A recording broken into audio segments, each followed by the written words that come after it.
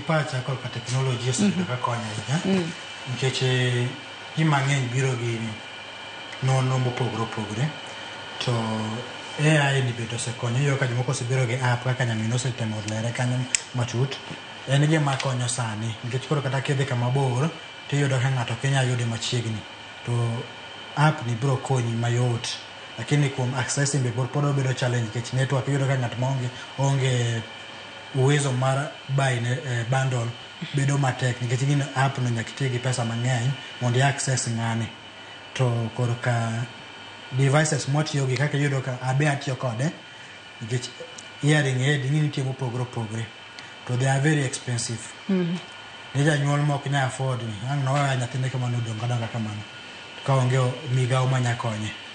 nikech an mara nayudo gi migawo mokonya ma sani anya wuoyo kodi mawinji maber lakini chien yudo ka gigi kane onge kata wuoyo ne bedo matek kuma